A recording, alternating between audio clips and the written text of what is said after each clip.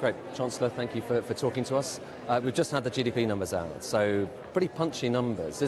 Can we expect more of the same in the coming months? Today's numbers are incredibly welcome. 0.7% growth in just the first 3 months of this year. It's set to be the fastest growing economy in the G7, and you can see growth really across the piece. Growth in services, growth in manufacturing, growth in business investment, exports, and also in household spending. I think that reflects some of the choices we've made as a government. Bring stability back to the economy, which has enabled the Bank of England to cut interest rates 4 times now, increase the minimum wage, putting more money in the pockets of working people, and securing 2 significant trade deals just last week that protects thousands of jobs but can also help create thousands more. What part of it reflects the choices that you've made as a government?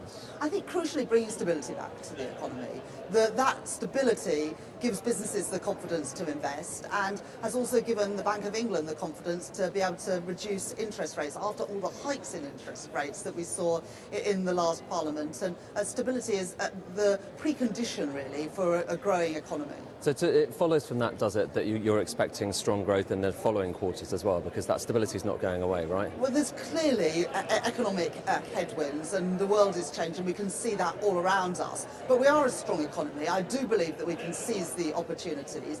The fact that we were the first country to secure a trade agreement with the United States is significant, and these numbers today are very welcome. Okay, so the fact that the Bank of England thinks that it's going back to 0.1% in the coming quarters, do you think that should be ignored, should it?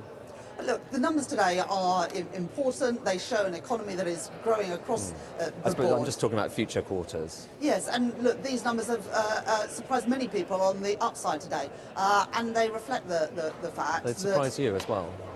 Well, we can follow the numbers very, very closely.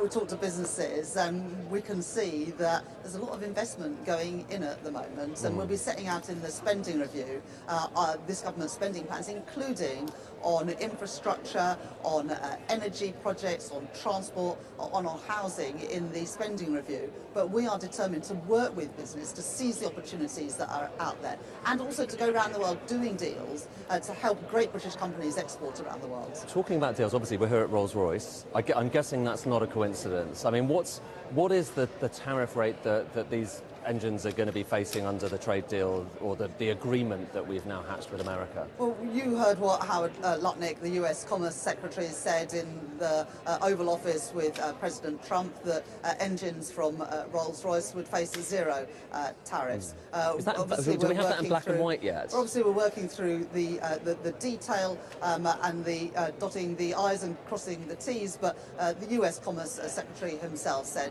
Rolls-Royce 0% on 0% tariffs on engines, and that's been welcomed by Rolls-Royce. And those deals that we're securing with countries around the world are good not just for aerospace but also for our steel industry, good for our car manufacturers including Jaguar, Land Rover, and the deal with India, very good, but particularly for Scotch whisky producers.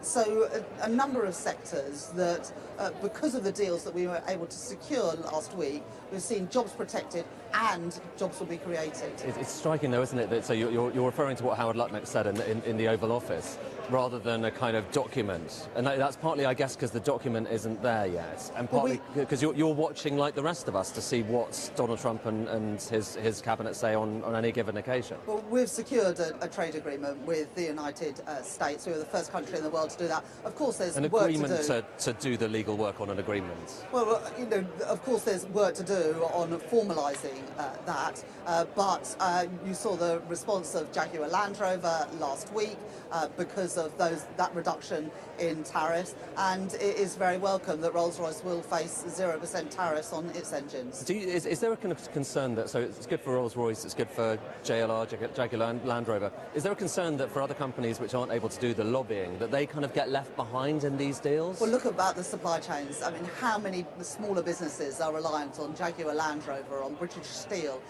on Rolls-Royce and other companies?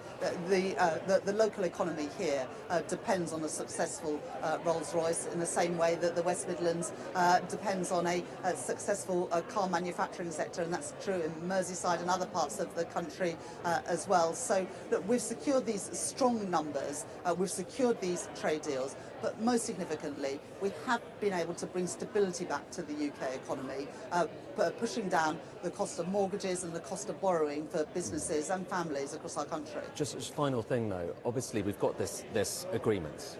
Even if that goes as planned, we're still looking at higher tariffs with our trade with the US than we were only kind of 6-9 months ago. I mean, that's true, isn't it? We're in a different world now where it's tougher to do trade.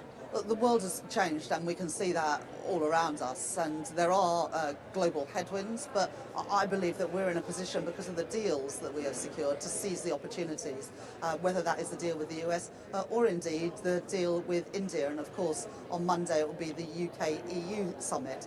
So we want to be a country that offers stability, fiscal, financial and economic stability, but also a country that is seen to be open for business, trade and investment from countries around the world, and that is what those trade deals signify. Okay, Chancellor, thank you very much indeed. Thank you very much.